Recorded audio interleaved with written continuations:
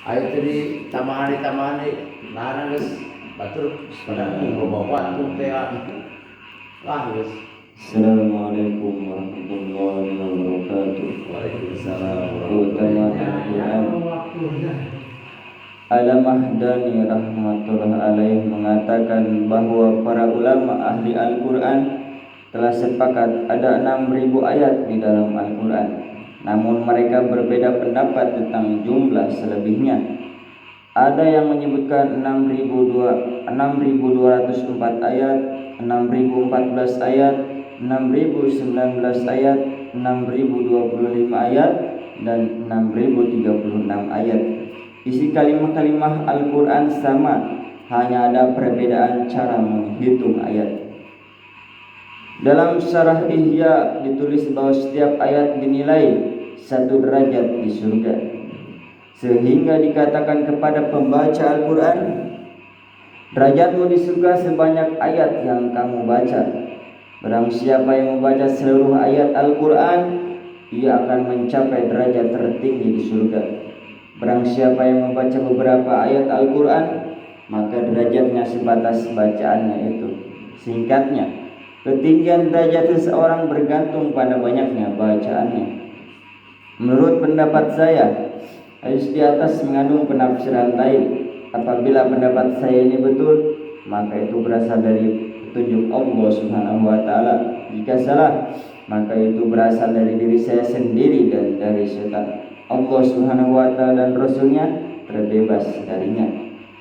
Kenaikan derajat dalam hadis di atas maksudnya bukan membaca 1 ayat Al-Quran akan dinaikkan 1 derajat. Sebab jika demikian, tidak ada perbedaan antara orang yang membaca Al-Quran dengan tartil dan membacanya tanpa tartil.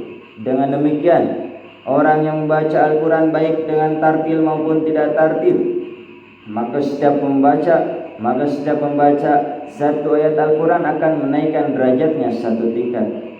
Hadis ini menunjukkan makna yang lain, yaitu naiknya tingkat pembaca Al-Quran di sini adalah menurut cara dia membacanya, sehingga ada perbedaan antara pembaca Al-Quran dengan tartil dan membacanya tanpa tartil.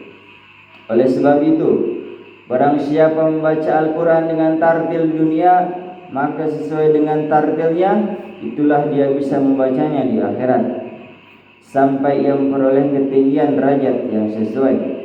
Mula Al-Qari rahmatullah alaihi meriwayatkan sebuah hadis, barang siapa sering membacanya di dunia, maka ia akan dapat mengingatnya di akhirat. Jika tidak, maka dia tidak akan mengingatnya di akhirat. Semoga Allah Subhanahu wa taala memberikan kemurahannya kepada kita semua. Amin. Di antara kita banyak orang tua karena semangat agamanya menjadikan anaknya hafiz Al-Quran sejak kecil. Namun karena keteledoran dan kurang perhatian orang tua, ia telah menyia-nyiakan kemampuan anaknya di dunia ini. Sebaliknya, beberapa hadis menyebutkan barang siapa berusaha bersungguh-sungguh dan susah payah menghafal Al-Quran, lalu ia meninggal dunia belum hafal Al-Quran, maka Allah Subhanahu wa taala akan membangkitkannya dalam golongan para hafiz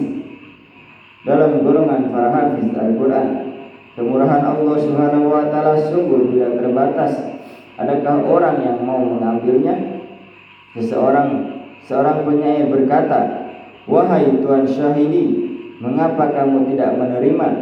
Padahal kasih sayangnya melimpah kepada setiap makhluknya. Kalau memang kau layak untuk mendapatkannya, dia akan melimpahkan kepadamu juga." Alhamdulillah, hadirin baru saja kita mendengarkan asyhad tentang Al-Quran. Semoga jadi wasilah dan turunnya hidayah dan taufik Allah Subhanahu wa taala. Marilah kita niatkan dalam hati semua bagi kita senantiasa mengamalkan dan menyampaikan kepada yang lainnya, insyaallah. Subhanakallahumma wa bihamdika asyhadu an la ilaha illa anta astaghfiruka wa atubu ilaik. Assalamualaikum warahmatullahi wabarakatuh.